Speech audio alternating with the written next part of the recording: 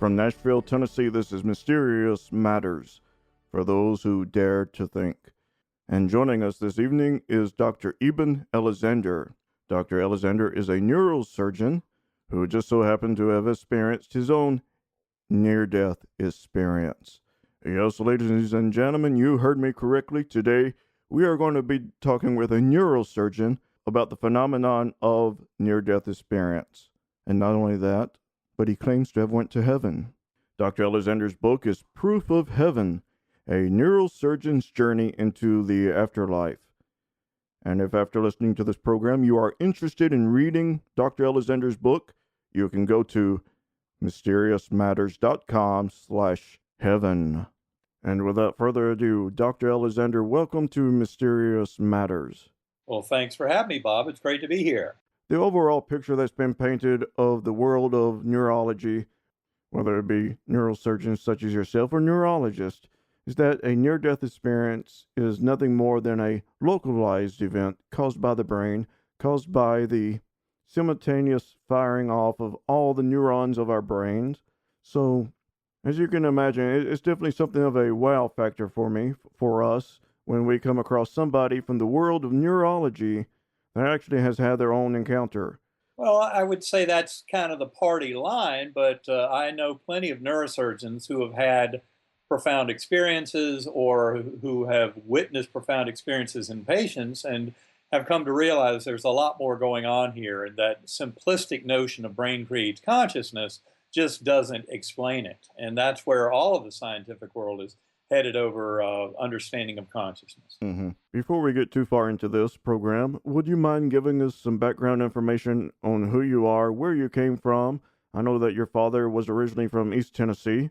Yeah, my dad was from Knoxville, and his father was a general surgeon. My dad grew up during the Depression, was a combat surgeon in the Second World War.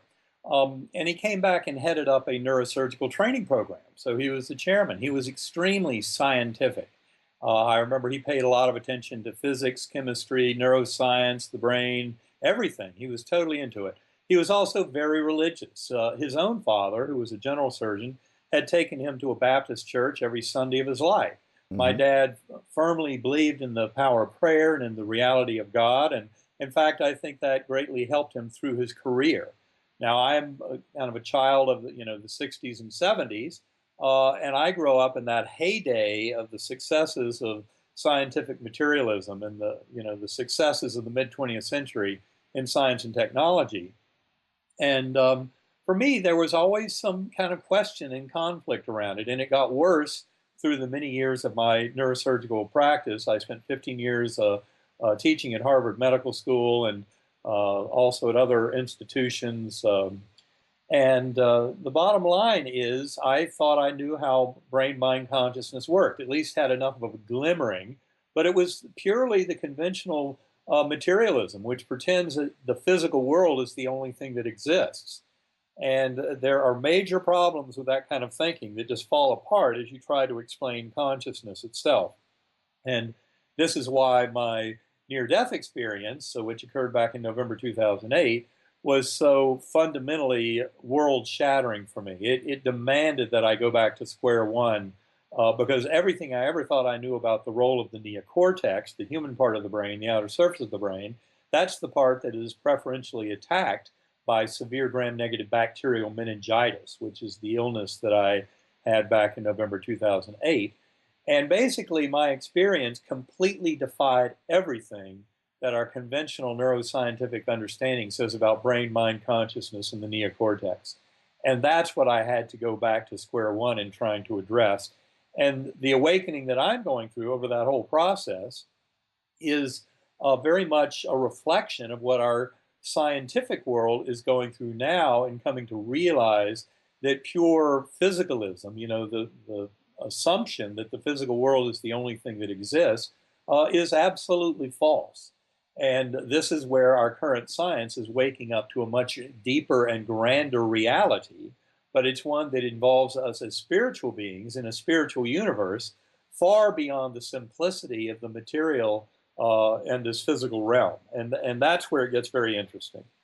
There's a lot of scientists today, especially theorists like Dr. Michio Kaku, who have come out with the idea that the world that we live in, the life that we are living, the physicality of our whole existence is nothing more than an immersive illusion created by some unknown source.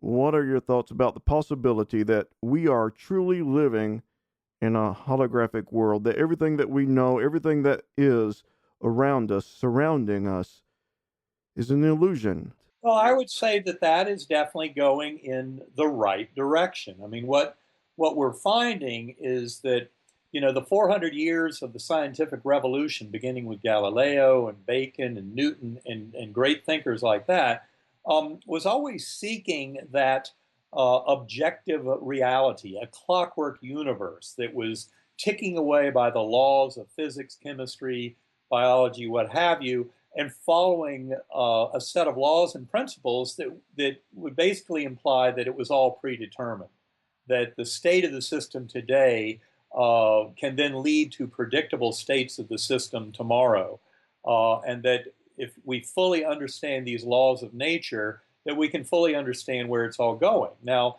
of course, one thing that goes out the window with that kind of thinking is any notion of human free will. And of course, there are many conventional scientists that would proudly tell you that, of course, we have no free will. If the material universe is all that exists, and if the brain creates consciousness out of physical matter, and it's all just following the natural laws of subatomic constituents of the brain, then of course we have no free will. The whole thing is an illusion. In fact, all of consciousness is an illusion. But I would say that that model is false, because we are far more than just our physical bodies and minds and thoughts. We are, as conscious beings, and especially as you come to realize that consciousness is not created by the physical brain at all, but that the brain serves more as a reducing valve or filter that allows primordial consciousness to seep in and give us this apparent illusion of the here and now. Then we're starting to get somewhere where you can explain so many more of these phenomena, and they make sense. The thing that gets lost in there is the purely materialist concept that our existence is birth to death and nothing more.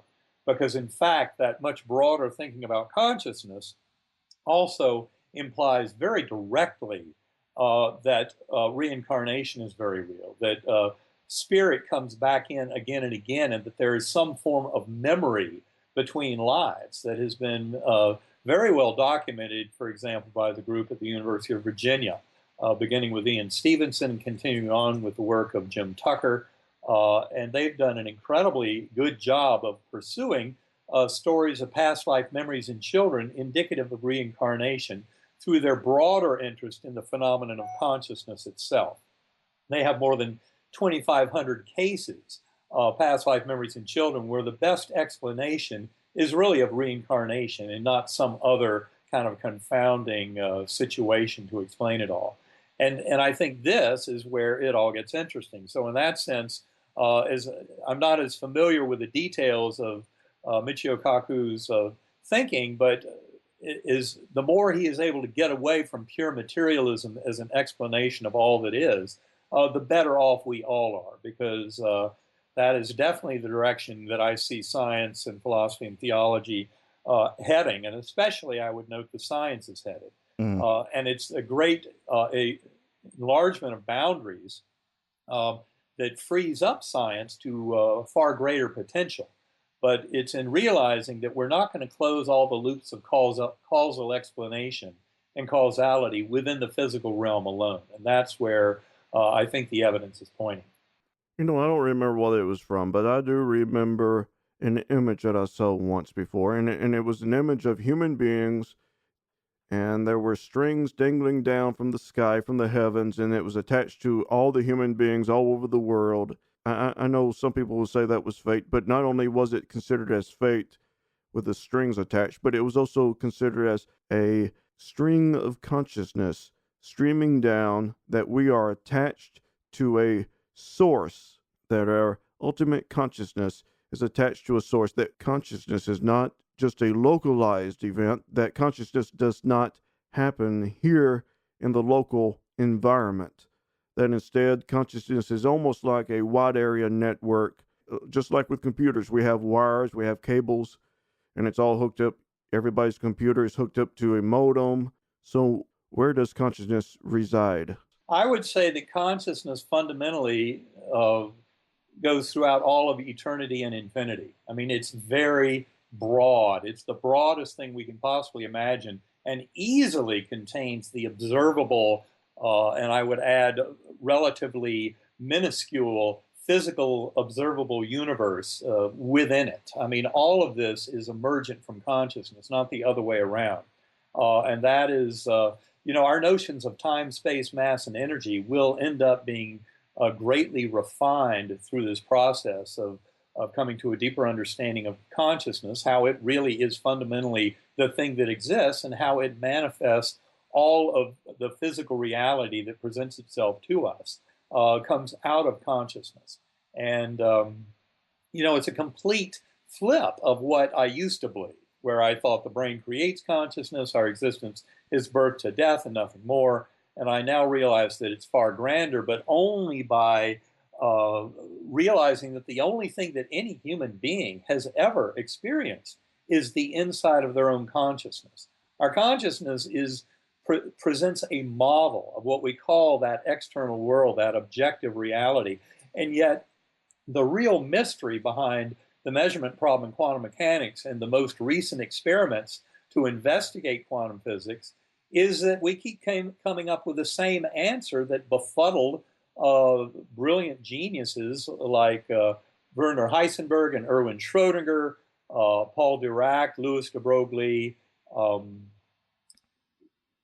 Max Planck. I mean, these very brilliant investigators of science came to realize that the observing conscious mind actually precipitates out the reality that finally comes into our awareness. And they came to see that consciousness is fundamental. It is absolutely the thing that exists at the core. And that's really all any human being has ever known, is that the inside of that consciousness, which is presenting to us a model of what we presume to be that external reality. But in quantum physics, the experiments keep telling us that there is no pre-existing objective reality out there before the observing mind discerns actualities out of clouds of probabilities. And that's essentially what is going on. So that world out there, the clockwork universe that our scientific studies over 4 centuries have been seeking, doesn't exist as such. And so that's where I think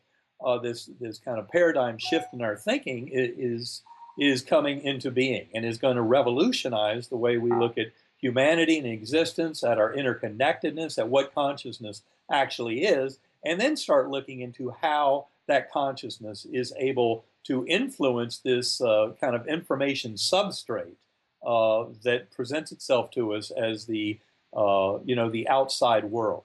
Let's go back to November 10th, 2008. This is when the event actually began for you, wasn't it? Yes, it was at 4:30 in the morning. I woke up with severe back pain and thought that a warm bath might help, but I almost couldn't even get out of the tub. When I finally struggled back to my bed, I collapsed in a cold sweat, writhing in pain, and soon thereafter, my youngest son, Bond, who at that time was 10 years old, came in the room, realized Dad was not off at work. He started rubbing my temples to make me feel better, and when he touched my head, I felt like he'd driven a white-hot spike through my head. It was the worst headache I could possibly imagine. And that's just about the last thing I remember. I mean, soon thereafter, I was lapsing into coma. My family returned a few hours later, found me having a grand mal epileptic seizure and called 911. And when the EMTs came to our house, put in IVs, tried to break the seizure, they couldn't do it. Called me off to the Lynchburg General Hospital emergency room. And of course, I remember none of this. I remember none of the next 7 days because I was very far gone from this universe during those 7 days. And of course, the parts of Proof of Heaven that discuss those 7 days all had to come from interviews with my family and friends and the doctors and nurses who took care of me. But I was gone from this world for that entire time. And my doctors had plenty of evidence from my neurologic exams and then from the CT and MRI scans and from my laboratory values that I had a very lethal case of bacterial meningitis. And they found out on the second day that it was a real oddball because, in fact, it was E. coli. And if you do a medical literature search on spontaneous E. coli meningitis in adults, you'll find it happens in less than 1 in 10 million per year. It's extremely rare. Almost always happens in newborns. E. coli meningitis is pretty much universally an affliction of newborns. Very rare to have it beyond the age of 3 months. So my doctors had that little mystery to try and explain too. The real gift of it was that they knew from the outset that my brain damage was so severe that my neocortex was completely wrecked from the moment that I had hit that emergency room. And I was able to muster the phrase, God help me, an hour or so into that experience. And that obviously would take some significant neocortical coordination. But beyond that statement, which I don't remember at all, it was witnessed by several people. But beyond that utterance of God help me, there was nothing indicative of any kind of normal function. In fact, all they saw was pathological reflexes in my neocortex that then went down to nothing through that week. And by the end of the week, I'd gone from a 10% chance of survival down to a 2% chance. And the doctors held a family conference that seventh day of coma, Sunday morning, where they basically said he's down to a 2% chance of survival. And if that is the case, that he's the survivor, that 2%er, what it really means is another month in the hospital, transferred to a nursing home in a persistent vegetative state, never waking up, finally succumbing and dying a few months later. And that's why my doctors recommended on the morning of day 7 of coma that they just stop the antibiotics and let nature take its course. They had 3 very powerful antibiotics that did not seem to be stemming the tide and certainly not rescuing any kind of neurologic function. And that's why they recommended just letting me go. And it was soon thereafter that I started coming back to this world. And it's important to point out that when I was coming back to this world, my doctors were very correct in their assessment. My brain was absolutely trashed. I had no words, no language, absolutely no memories whatsoever of Eben Alexander's life before coma. My mother, my sisters, my son standing at the bedside. I had no idea who these beings were.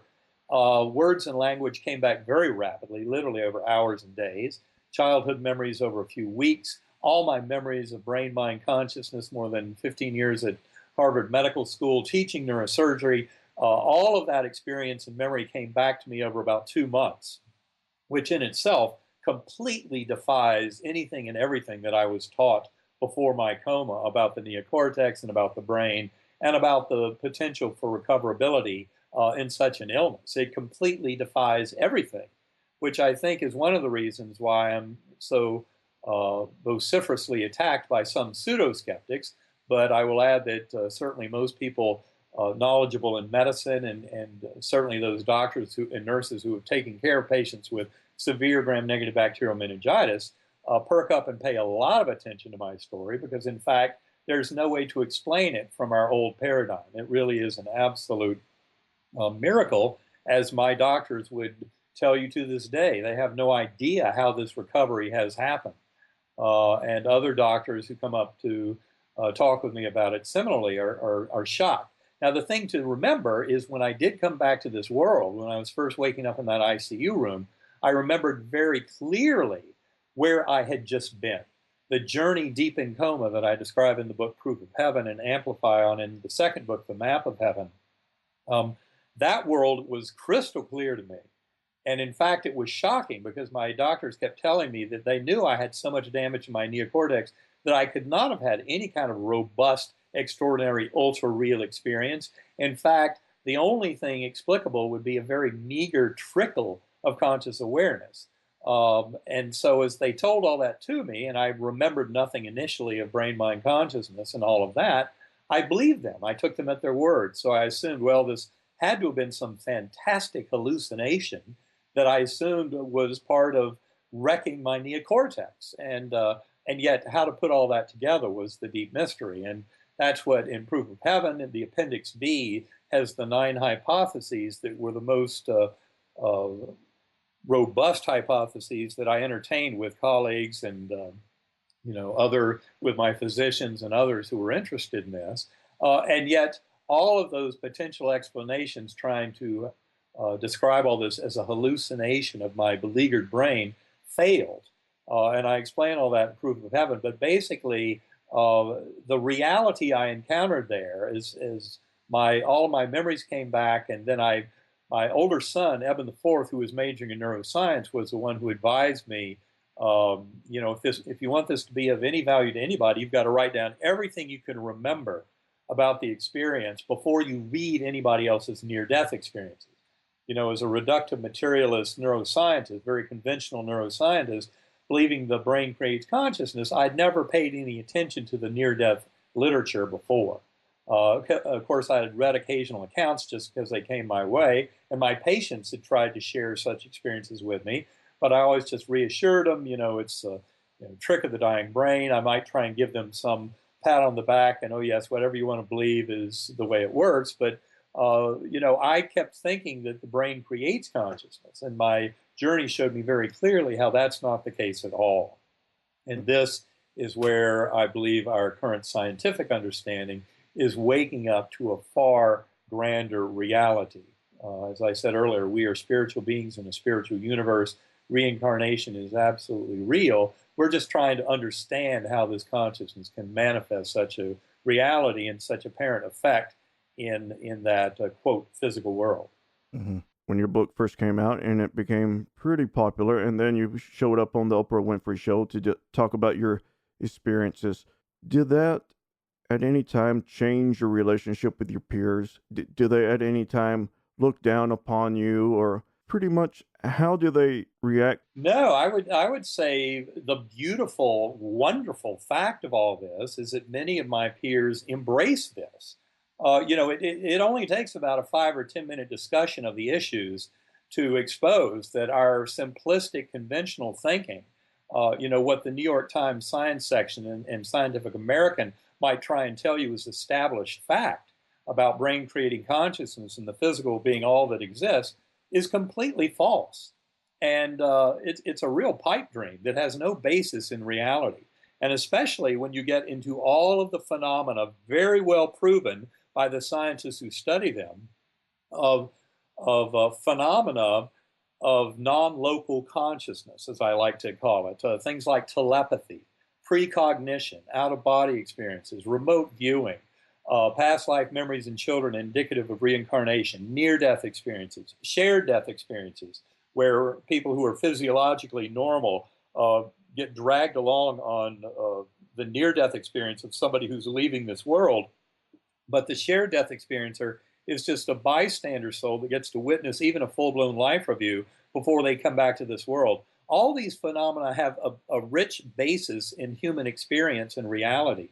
Our conventional materialist science denies it because the materialist model fails completely to explain any of these non-local consciousness phenomena, and yet they are absolutely real, as accounts by millions of humans who have been through them will attest. And so this is what we really are facing, is how do we explain these realities that have been experienced by millions of humans in a world view that actually works and explains all that we know about science and all that we know about the world around us, instead of simply dismissing them. And of course, that's what the science that I worshipped before my coma, as a reductive materialist neurosurgeon, neuroscientist who believe brain creates consciousness, when all these other experiences by the millions fail to fit, we simply say they can't be real. They have to be hallucinations. We discredit them. People attack, like the pseudo-skeptics who attack me. But what I found was many colleagues, many, not just neurosurgeons, neuroscientists, but electrical engineers and physicists and chemists and biologists, and of course millions of people out there that are don't have a PhD or an MD, but they're just thoughtful, reflective souls trying to figure out these events of our lives. These people were all on board because they realized that the simplistic kind of kindergarten level thinking of scientific materialism fails miserably at explaining anything about conscious phenomena or kind of our experience as human beings. And so we really have to expand the boundaries of our science. And I encounter that firsthand with many supportive physicians. Of course, I often credit the nurses. The nurses have always understood this. They're more likely to be at the bedside when a patient is departing this world. The doctors, like me, I can speak for myself. I used to look at, death if my patient was dying. And given that I was a neurosurgeon who treated a lot of people with malignant brain tumors, I had to get used to that death is just part of that mixture. It's very hard to help people with that condition. I did my best, and thank God I was able to help many with that condition. But you get used to the fact that death was always lurking right around the corner, and I looked at that as a failure. If I couldn't save my patient's life, I had failed them. And the nurses, of course, they're there because that's part of their job. And nurses often see things that prove to them very clearly that, the physical is not all that exists. They see evidence when a patient leaves this world, or they see the effects are here from family members or family at a distance, and the power of prayer, things like that, that goes far beyond the explanatory potential of our conventional materialist science. And yet, this world is just waking up to it. And that's why I think proof of heaven really has an impact, because it helps to open the door, to legitimize these stories. And when the medical profession opens the floodgates to tens of millions of these very similar stories discussing a world that is very real and very reproducible and describable from all of these myriad reports, and when you realize that these reports go back thousands of years and are independent of the culture. Now, admittedly, a Christian might be more likely to come back and tell a story where they see a loving, all-powerful light body as Jesus. And, a Muslim might come back and describe this loving, all-powerful light body as the prophet, as Muhammad. And an atheist can have the same experience, and they describe this beautiful, all-loving light body as some infinitely powerful force of pure love. And they don't know what words to put on it, but they have a similar experience. That is, to me, what really got my attention. As I read more and more near-death experiences, as I told you earlier, my son had advised me to write everything down, so I wrote 20,000 words over 6 weeks, and only then did I dive deep into the literature, because I had recorded my whole story, all my memories from deep in coma. And so I had that database to work with, untainted by anyone else's near-death experience. And it was after that that I got into near-death experiences and began to realize that the similarities far outweigh the differences. And not only that, but they are not, and this cannot be overstressed, they are not simply a version of somebody's pre-existing worldview. These do not simply, near-death experiences do not just come back and reaffirm our prior beliefs. They usually lead to a major shift in one's belief. For instance, in my case, I'd grown up in a Methodist church, then switched to Episcopalian, and then had become kind of a lapsed churchgoer because I lost my faith in all that through my neurosurgical career, and then especially through the events that I tell in Proof of Heaven that happened in the year 2000, where I had kind of a dark night of the soul and really lost all faith in a loving personal God or power of prayer. And that's how I spent the 8 years before my coma, as very much as an agnostic, a non-believer. But I believe all that was part of setting the stage. I had to go through all that to learn the lessons that I learned on my journey. But it completely shifted up my understanding of the nature of reality. I came to see that reincarnation is absolutely essential. You can't understand any of this about eternity of soul without realizing that what I had been taught in my formative years, my traditional Christian upbringing of one incarnation and then eternal heaven or hell, didn't fit at all with my journey. Reincarnation was absolutely rock solid real, and I had to figure all of that out. It helped me to explain that infinitely powerful, infinitely loving deity as a creative source of the universe, especially in the setting of the suffering of innocents, like children and animals who die and suffer through no fault of their own. How could that possibly happen in a universe that was ruled by an infinitely powerful and loving God?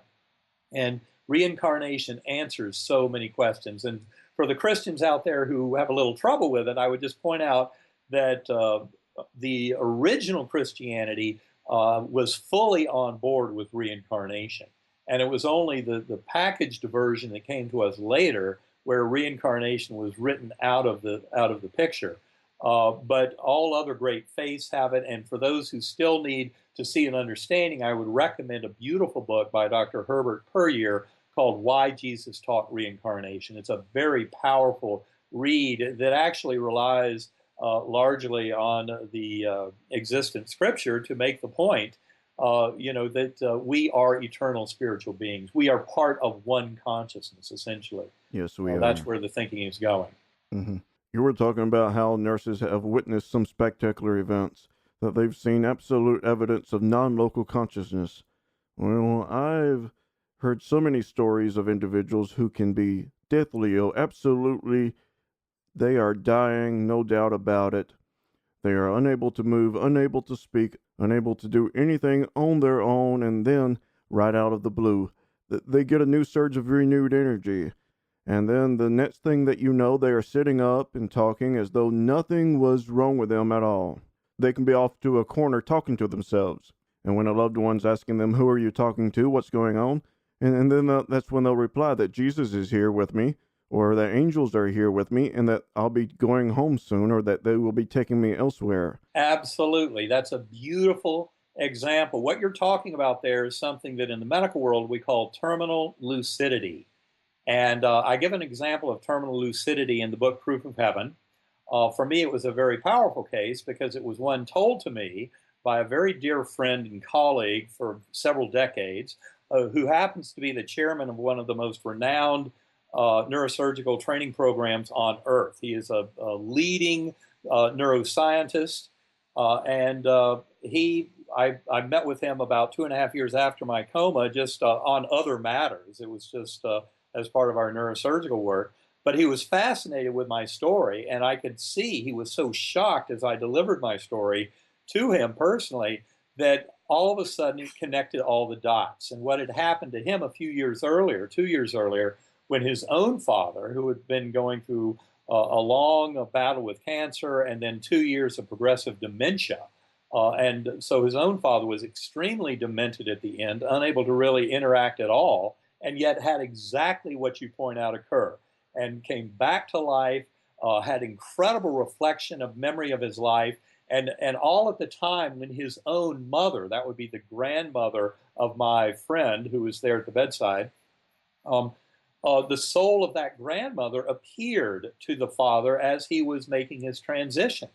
And my friend was absolutely convinced, as a hardcore neuroscientist, that his own father was witnessing the true apparition of the soul of his own mother, who came there to rescue and escort the soul across into the other realm. And my friend, with all of his neuroscience background, was just completely stymied by that until he heard my story and came to realize how you can view brain, mind, and consciousness in a very profound way that is completely within the confines of our modern neuroscientific thinking, but where you realize that consciousness creates the brain and all of reality and not the other way around. And to him, that was very liberating. And so terminal lucidity is a beautiful and very common example that completely demolishes the simplistic kindergarten level thinking that I used to harbor before my coma: a brain creates consciousness. That kind of thinking is complete nonsense when it faces this kind of evidence. The other example, in addition to terminal lucidity, that I often like to give to my audiences of commonly encountered clinical situations in neuroscience that seem to completely defy the simplistic brain produces consciousness model are the phenomena of the acquired savant syndromes. People who have brain injury or have a stroke or, say, autism, other types of brain damage that can create a very profound oasis of superhuman mental capacity, say the ability to calculate pi to 3,000 digits in one's head, or the ability to look at a phone book and go 1 page per second and then be quizzed about a name and a number in that phone book that you've just looked at and be able to recall tens of thousands of them that you might have seen over the last 5 seconds and know the number perfectly. I had one patient who was hit in the head with a baseball, and a 19-year-old, we took out an epidural, he had a great recovery, But he was asking me afterwards, Doc, I can do something I couldn't do before. Do you have a map? He asked me to pull out a map, and I did. And he looked at it for about 3 or 4 seconds, said, okay, fine, you can put it away. I put the map away, and he started drawing. And he started drawing a perfect picture of that map that he had just in memory, just from having seen it for those few seconds. And he said, I couldn't do anything like that before I was hitting the head with a baseball. How'd that happen? I don't know. So this is, there's some beautiful examples, and certainly in clinical neuroscience, many cases of what's called hydranencephaly or hydrocephalus. They're different, slightly different entities, but where when you scan the brain, you find that it's been almost completely replaced by fluid, and yet some of those people can be very intelligent, and you wonder, do we actually need a brain? And I would say, yes, the brain is there to serve as this reducing valve or filter, but do not make the mistake of looking at it as the source of consciousness itself. If consciousness is not reliant upon the brain, then would it be possible for us to completely remove the physical brain and replace it with a mechanical brain, such as in instances where the brain has tumors, cancer, or the brain has dementia, etc.? How possible would it be that we could create a mechanical brain or just an artificial brain that we could still attach consciousness to? Well, I don't. Good luck in describing a mechanical brain. I mean, good luck with that, given that most of neuroscience now is moving away from even thinking that our truly physical brain is creating consciousness. What I would say is consciousness is what absolutely exists.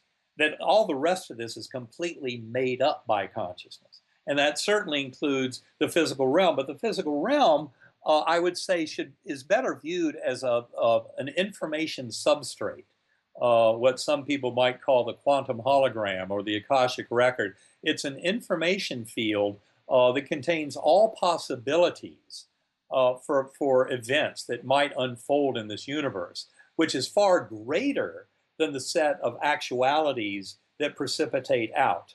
But the reality is that all the potentialities are there. And what consciousness does is actually organizes all of that so that it flows into kind of a story.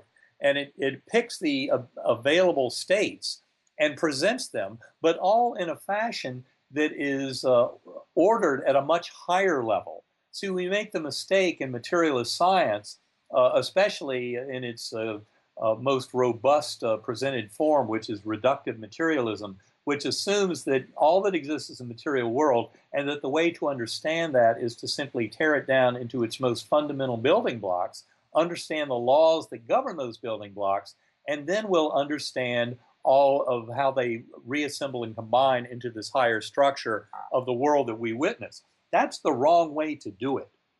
By falsely separating various parts out, that introduces some confusion and distortion. And then also just assuming that by losing all the information of tearing everything apart and then looking at the laws to reassemble it and assuming that that's going to explain to us the higher ordering is complete nonsense. From my point of view, it's much better to look from the top down. And that's why I'm a big fan of meditation, going deep within and trying to get that much more complete whole view of all of the universe as it is, without any kind of false sense of separation.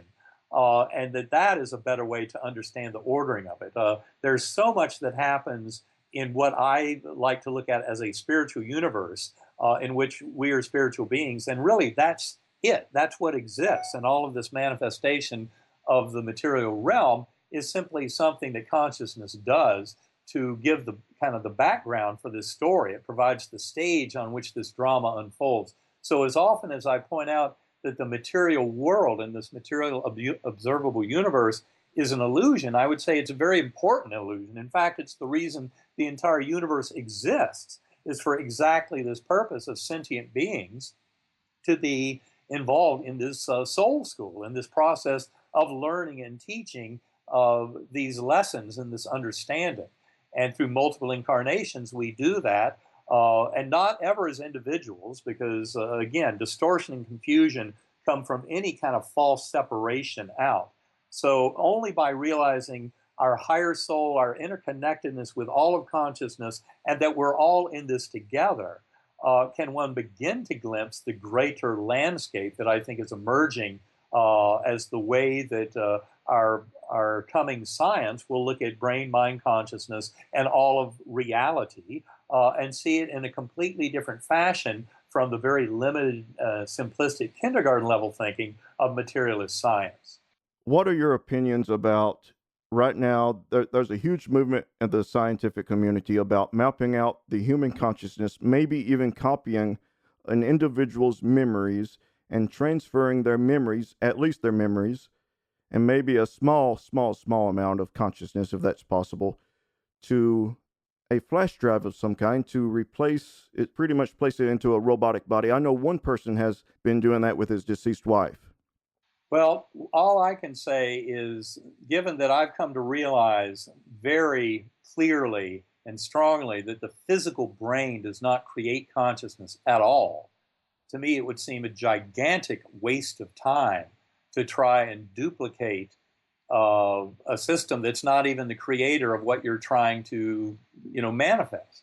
An exquisite waste of time. I mean, this is one of the reasons that I see that there are people in the world of AI, people who have struggled with that.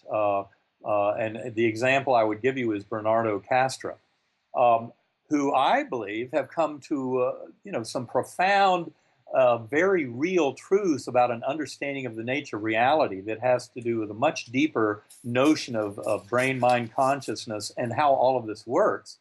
From approaching it from a kind of a computer and AI standpoint. And what you end up discovering is that thought and human consciousness really are not modeled within computing systems, especially digital computing systems. You can model it. You can have a successful Turing test, where you can have an expert system that mimics a conscious being and fools someone into believing that they're interacting with a conscious being. But don't confuse that with the idea that you've actually created consciousness within the digital computer. That is absolute nonsense. In fact, I would say that digital computers will never, ever remotely come in the ballpark of becoming, quote, conscious.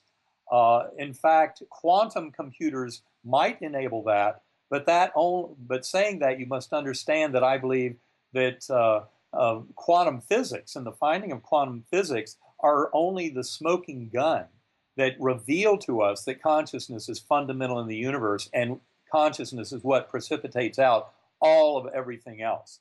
And what we see in our investigation of the everything else that gives us clues to that reality are the findings of quantum physics, which basically imply that consciousness is fundamental. And of course, if it's the only thing that exists, that would be the kind of finding you would expect in those kind of experiments. And to me, it simply confirms that consciousness is fundamental in the universe. And I would say that the kind of jagged edges or pixelation around that modeling are what we find in quantum mechanical experiments. And kind of the more superficial conclusion is that our understanding of space-time, mass, energy is very incomplete. And certainly our understanding of consciousness itself as being the only thing that actually exists is woefully inadequate at this point. But our worldview, certainly the worldview that the material is all that exists, is the most flawed portion of it. And the part that, to me, it's amazing that materialism is even still alive. It should have died about 100 years ago with the findings of quantum mechanics. But I will say that there is great additional power to the physics understanding of quantum physics through both what's called the EPR paradox of 1935, Einstein's paper with Rudolsky and Posen, but also, of course, John Bell, the Irish physicist's kind of reflections on that turned it into a fertile ground for experimental research, which is what we've seen evolving over the decades since John Bell and Bell's theorem of inequalities to help us understand that, in fact, there is no underlying objective reality at all. And all of this is just trying to point us in the direction of realizing that consciousness is fundamental in the universe. Hmm. Now, let's go to something that I'm sure everybody's been waiting for, and that is your journey with near-death experience. Where did you go to begin with? Well, important to remind people, at that point, I had absolutely zero memories of Eben Alexander's life, words, language, humanity, this universe, zero. I was back to an empty slate. And that is atypical for a near-death experience because most near-death experiences involve, some kind of soul memory of one's life. Now, initially, after my coma, when I was trying to explain it all as some vast hallucination of meningitis affecting my brain, I thought, well, it makes sense that I would be amnesic for my life because my neocortex was wrecked. And I still subscribe to that materialist neuroscientific belief that memory resides within the brain, although no one has remotely shown any way that that's possible. In fact, Wilder Penfield, who probably is the neurosurgeon with the best experience on that, would tell you very clearly memory is not stored in the brain at all, which, of course, is the way it works from my point of view. But that made sense to me in that early stage. I said, well, of course, my neocortical damage would explain why I had no memory for Eben Alexander's life. I now realize that it's a far deeper mystery than that, and the discussion of that memory feature and lack thereof, or memory or certain similar events, is a very deep question to discuss. We probably don't have time to get into any of that right now, but suffice it to say that I was faced with that big challenge of trying to explain all of my experience, because that first memory was of what I call the earthworm eye view, a very primitive, coarse, unresponsive, kind of subterranean existence, like being in dirty jello. And even though I had no kind of memory of Eben Alexander's life, no kind of human knowledge, no words or language, I could still wonder, who, what, where. My curiosity was very intact. And there was never a flicker of response at all from any of that world in that earthworm eye view that I described. The good news is, even though it seemed to go on for eons, because I'm sure I had no memory moment to moment, so every moment seemed to last an eternity, I was rescued by a slowly spinning clear white light with fine golden and silvery tendrils coming off of it, spinning slowly, and it came to me with a perfect musical melody. And the notes of that melody proved very important later, because by remembering the musical notes, I was able to re-manifest that spinning portal, because I would tumble from higher spiritual realms back down to that earthworm eye view inexplicably, and then learn that the musical notes of the melody could help rescue me, conjure up that beautiful spinning portal, and once again usher me into the brilliant, ultra-real Gateway Valley that bright light led into. It was up into that valley where I was rising up through it as a speck of awareness on a butterfly wing with millions of other butterflies. Now, these stories always come packaged with our language, and even though our preconceptions do not govern the content, they can certainly influence the telling of our story.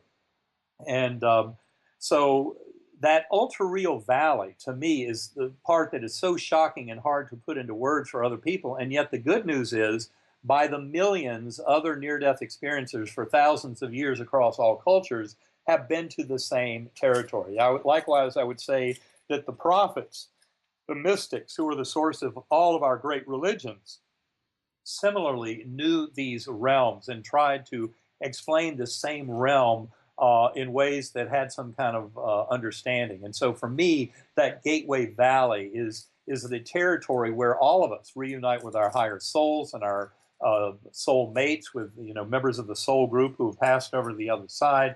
We reconnect with that infinitely powerful creative sense of love that's at the core of it all, that I would say is the source of God for all the great religions, is that incredibly powerful, indescribable, absolutely ineffable sense of that love, compassion, comfort, of being at home again. That realm is our true home. This is, in many ways, kind of a dream state. This material world we live in our normal waking reality is more dreamlike than that world. That, to me, was shocking, that hyper-reality, which I'm convinced is because you're no longer witnessing consciousness through seeing with the eyes, hearing with the ears, or having the veiling mechanism, the filtering mechanism of the physical brain there to reduce the impact. But in these experiences, you're into full bore experience of that consciousness, unfiltered, unchecked. And it is a shocking thing to witness. And that's why so many people come back from these kind of spiritually transformed experiences completely shifted. They never fear death again. They realize death is not the end at all. It's actually a liberation. It's a great enhancement of our conscious awareness, the exact opposite of what one would have thought from the materialist perspective if you think brain creates consciousness. And that's why NDEs are so confounding to our materialist mindset. Now, back in my journey, there was that beautiful valley, the Gateway Valley, and I was a speck of awareness on the butterfly wing. And there was a beautiful companion beside me. Those who've read Proof of Heaven will realize how important she was later, because it was many months after my coma that the realization and recognition of that beautiful girl on the butterfly wing, who I can remember perfectly to this day in terms of her appearance, her mannerisms, her thoughts that came straight into my awareness telepathically. I remember her perfectly. Those memories do not fade. And yet the challenge to me when I came back to this world was I knew her so well, I knew I'd never met her in my life before. And especially after I started reading the near-death literature, I realized that such an companion angel, guardian angel, would be someone of great importance to you in your life here on Earth. And yet I had no idea who she was. Those who've read Proof of Heaven, I'm not going to reveal that kind of punchline about her identity, but that was a crucial fact for me in understanding the reality of this journey.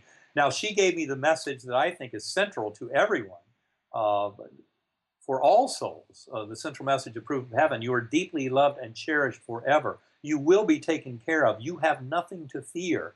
And for me, that was so liberating, I cannot put into words how refreshing and liberating that was in my journey. Now, in that very kind of idyllic and ideal world of the earthworm's eye view, not that of the Gateway Valley, it had many Earth-like features, but they were all perfect. Everything was ideal. It was like Plato's world of forms, but there for the individual soul and soul group and for planning of the next incarnation.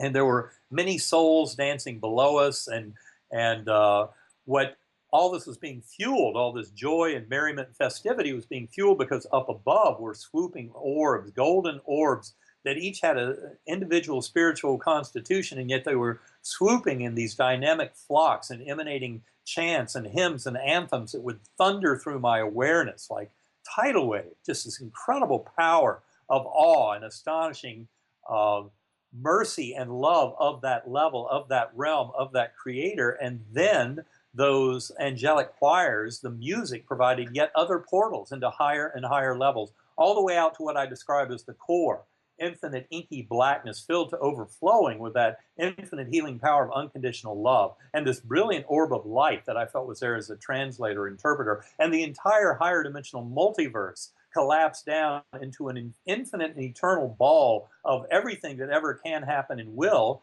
And all of that was there to serve as grounds for the lessons and the learning of that realm. And then, as I said, I would tumble back down to that earthworm eye view. And if you'd asked me when I came back to this world in those first few days, how long did this journey last? I would say months or years. And it's an extremely extraordinary odyssey to go into. And yet it was an incredible journey. This was not some little flash in the pan, instantaneous kind of awareness. It was far grander than that. And of course, the deep mystery was when I did come back to this world, I had all the evidence there in my medical records, discussions with my doctors, the neurologic exams, and the scans, CT and MRI scans, that showed that every lobe, all 8 lobes of my brain were affected, to completely defy any simplistic materialist explanation for this. When you realize the damage to my neocortex, it greatly hampers any ability to try and explain this away as a hallucination, drug effect, some kind of a dream state. And so that's why I think Proof of Heaven has had such an impact. That's why I'm often asked to talk to medical groups and surgical groups, because they realize that this story does not have a simplistic explanation from materialist pseudoscience trying to explain it away. Mm-hmm. Do you think you were actually in the upper tier of heaven, or do you think you might have been several layers below what people consider as heaven, where God and Jesus may reside? Well, all I can tell you is from this journey, that core realm was so completely all-inclusive of all time, all space, higher dimensionality, of all kind of spiritual reality and existence.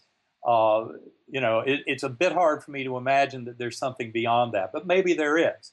I will tell you, maybe I'm not making myself clear, uh, but the power, the astonishing nature, shocking in its concrete and absolute undeniability of that God, of the reality of that God that to me was so absolutely real, concrete, and to this day is absolutely uh, even more firmly entrenched in my knowing of the nature of reality.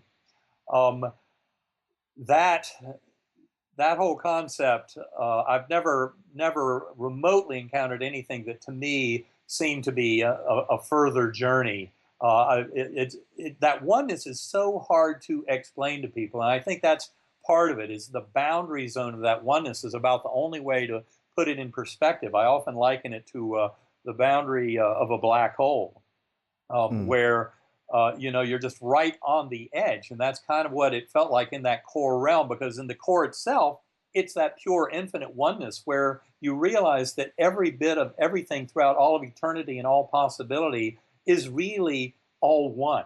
It's a smooth, homogeneous oneness of kind of purpose and being. Um, and then as soon as you cross that event horizon, you start realizing of how all of this world of separation, very false, I might add, because it's all really one universe and one truth. But you start seeing how that is, and that to me, it's kind of hard to imagine that that wasn't the be all and end all, sanctum sanctorum of the divine and core of the universe. But I can only describe the journey I had, and I can only surmise about how it relates to other journeys and other descriptions and about the true nature of reality. I can only give the facts. That's why I presented everything in my story, including all the beautiful girls on butterfly wings. I mean, I know the me before coma would have said it's utter nonsense, yet that's part of the fabric of that journey, and that's why I had to share it. I felt there was no place in it for me to be editing in or editing out anything, Hmm. but just trying to share it as it happened, and then try and share with brutal honesty my attempts to understand it and come to a deeper understanding of it. Yeah. I think if I had seen a woman on a butterfly and I was flying with her, I'd be like, so what's a woman like you doing in a place like this? You know, Well, so I'll tell you what, she showed me in no uncertain terms what she was doing in a place like that. And that's what shocked me no end when I figured it all out 4 months after my coma. I mean, I can't even, I mean, my heart just pounds and chills run up my spine just even going back to that moment. It was so completely world shifting and changing. And of course, that's, I believe, some of the power behind Proof of Heaven. I think people feel the power of that. And from my point of view, all we're really doing here is remembering. This is not about teaching any soul something new. It's about reminding souls of some deep, ancient truths about the nature of reality. And that's what we are in the process of waking up to now. That's what humanity has been in the process of doing for the last few thousand years, is trying to get it right about the nature of reality. And the surprising thing is when you look at this as really the mind-body discussion that's been going on since the times of Plato and Aristotle over 2,400 years, the shocking thing is how little progress we've actually made. But what I believe is happening is, as I portray in Proof of Heaven and the Map of Heaven, and where we're going with this, my partner, the co-founder of Sacred Acoustics, and I, Karen Newell, are writing a sequel to those books that we hope will really hit the nail on the head and help people to get on board with where this is all headed. And incidentally, what I would like to say for any of your listeners out there who are interested in sharing this kind of journey with me, as I point out in my second book, The Map of Heaven, the appendix is entitled "The Answers Lie Within Us All." And what that refers to is the fact that I meditate daily. And for those who think I can't meditate, I've got that little voice in my head is too annoying. Well, guess what? The tones of sacred acoustics can help you get way beyond that voice into the deep power of infinite consciousness. So I would highly recommend those who are interested visit sacredacoustics.com, get their free download of the Om file. Om for me was the way I described that deity, because Om was the sound I heard in that core realm of that infinite oneness. And when I came back to this world, the deity I had encountered was far, far greater than anything that could be encapsulated in little teeny human concepts of the word God. And that's how I came to realize so strongly that God or Allah, Brahman, Vishnu, Jehovah, Yahweh, whatever you want to call that deity, is absolutely real and concrete as a force of love and oneness. And we can all come to know that. And this is all about rising above the petty dogmatics, false separations of various religious dogma. And that includes the religious dogma of scientific materialism, which is itself a very weak faith-based religion that's about to collapse. But this is all about a far grander knowing of reality that is in fact inside of us all. And that's why Sacred Acoustics and the tones that are available there, this is work that I do on a daily and nightly basis with Sacred Acoustics to help bring those tools to this world. And that is a way that every soul can participate in this journey, because we all are participants in this journey of awakening of consciousness. Mm-hmm. You know, I've always believed that all religions are intertwined, and the only thing that's actually been separating us from each other is pretty much ourselves. The human kind, the human nature has always been a separatist nation, if you will. We're always fighting against each other, and we try and separate each other from other views. I would agree, and I think that this is why it's so important, because the deeper, more fundamental message out of Proof of Heaven, the Map of Heaven, and similar work is that all of consciousness is one. We are all interconnected through our consciousness, not only with all humans, not only with all life on Earth, but with all sentience throughout the universe, and especially and foremost with that infinitely powerful and infinitely loving, unconditionally loving God at the core of it all. And the more we can tear down these false boundaries of separation that arise from our linguistic brain and from our dogmatic thinking, the healthier we will be as individuals, as soul groups, and as a planet. Mm-hmm. Being raised a Christian, I was raised born and raised a Southern Baptist. We are taught that there is a hell, there's a heaven, there's a hell.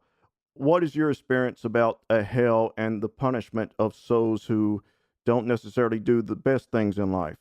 Well, my belief is very clearly that the life review, which is well described in near-death experiences and has been for thousands of years. I mean, you can go back to Plato and his account of the near-death experience of the Armenian soldier killed in battle in 300 BC.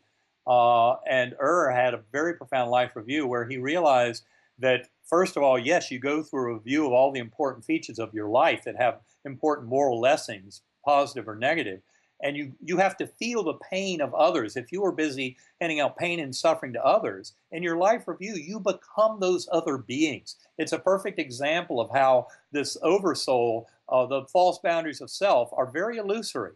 In the life review, we become those other souls to feel the power and the pain that we engendered as part of our lessons before we plan our next incarnation. And remember, in the life review, we are not judged by God or by some higher being. We're actually our own judges, as reunited with our higher souls, with our soul groups, in that light of infinite eternal love of God, the deity, right there with us. That's when we judge ourselves and feel that pain that we've caused others, and it helps us to rectify and to come up with the next life and incarnation plan, and what are the hardships we're going to pick for that one, for the lessons we're going to learn. The lessons always involve a choice where we can choose love, compassion, forgiveness, acceptance, or mercy, or we can choose otherwise.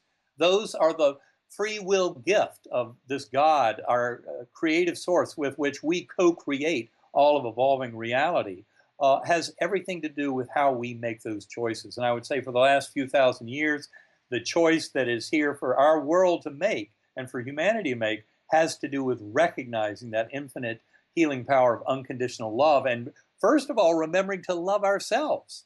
That's one of the deepest problems I saw from my near-death experience is that most of the misery on our planet is because we don't even love ourselves enough. And then we're looking for love in all the wrong places. We're grabbing for material things, trying to get wealth and power, etc. All these things that don't matter. What matters is our spiritual growth and in our loving ourselves and loving others. And that is what allows us to ascend and transcend. This is not a new message. This is an ancient message. It has everything to do with what I would say is a fundamental message of all religions. But then the dogma gets in the way, and there's a false sense of separation. And it's that false separation that gets us into so much trouble.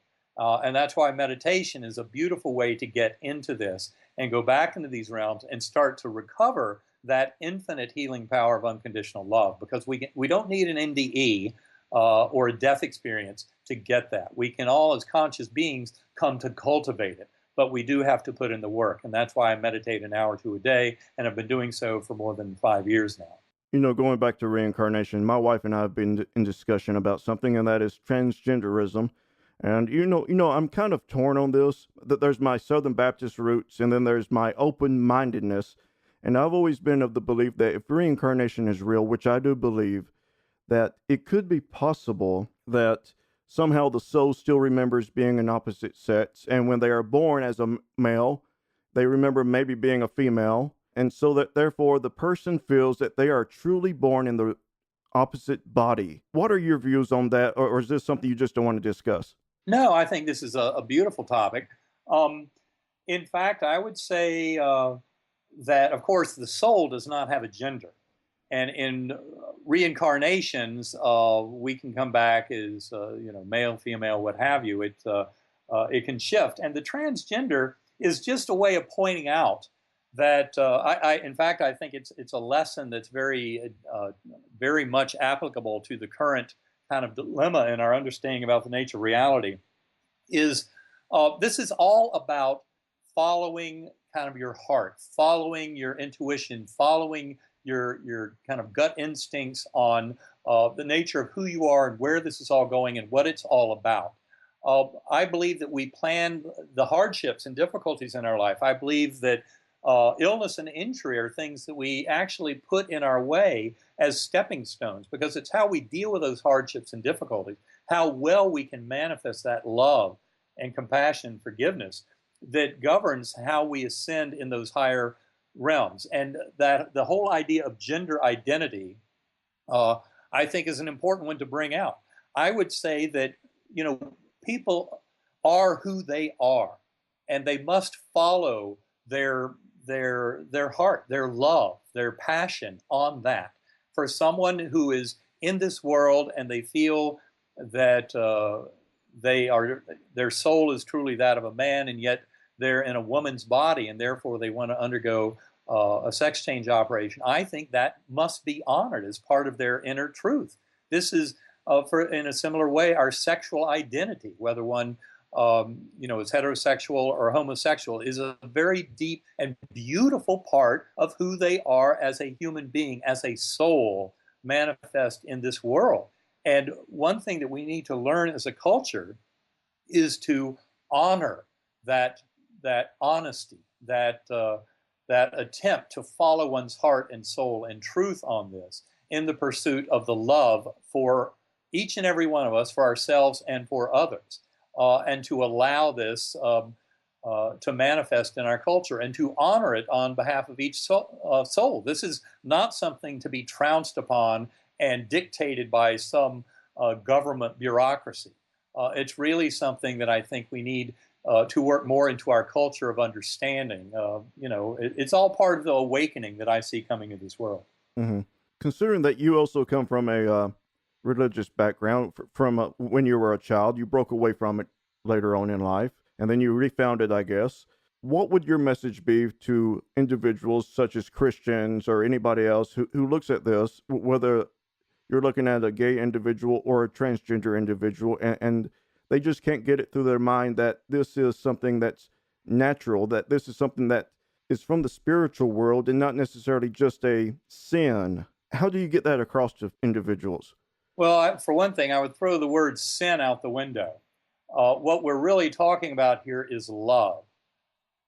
And, it's the manifestation of love for self and others that, from my point of view, is the highest principle and must be honored. And that's what I see as kind of the current challenge. And that's why so much of this, many people often confront me and say, how can you be so optimistic? Look at all the bad things going on in this world. But to me, those kind of challenges and apparent hurdles and difficulties are really part of the mix, and they are here intentionally. These provide kind of a gift of desperation, which certainly happens to individuals, and I'm sure there are many out there who know exactly what I'm talking about. But it is that desperation that drives us. And to remember that the compass that we need here is really that compass of love, compassion, forgiveness, of understanding.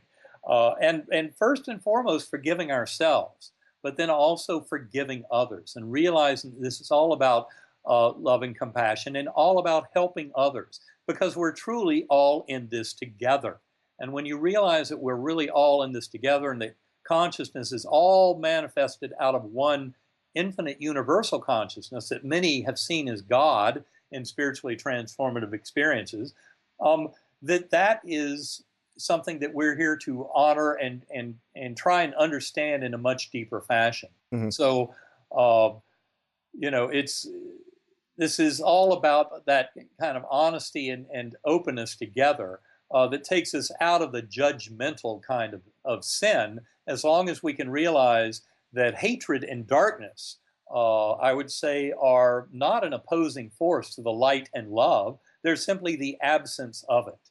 I do not feel that, for example, there's a devil or Satan that's working the strings of all the evil and dark forces in this universe, and that they're in pitched battle against the forces of light and love. I just feel that, for me, unconditional love has infinite power to overcome always the forces of darkness and evil. And that in itself suggests very strongly that they are not opposing forces at all. But then again, God gives us this gift of free will to make the proper choices. And it's up to us as humans to make those choices. And again, as I said, from my point of view, the appropriate choice, if we're interested in unity with the divine and understanding the divine, is always a choice out of love, compassion, forgiveness, acceptance, and mercy, and attaching no conditions to our love. And this does have tremendous power to heal. I don't think anyone would doubt that if you couldn't foment that kind of love in a small proportion of humanity, that it would become infectious. It would take over this world. And this is what I believe we see happening, because the status quo is not working.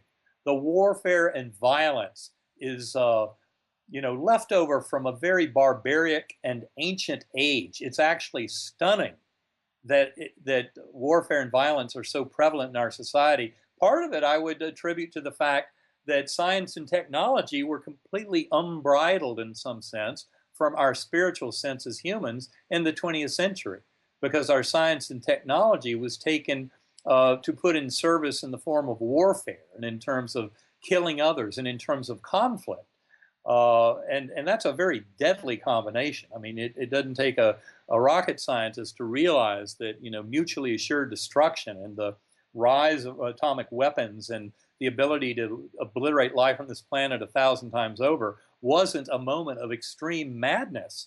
And I would say that we're still dancing on the edge of that. This is all about a choice between choosing for love, compassion, forgiveness, which is the path forward in awakening humanity, versus believing that the status quo has any kind of salvageability and that we can continue burning fossil fuels and killing each other in modern warfare with these advanced techniques and think that it's leading anywhere meaningful. It's leading nowhere.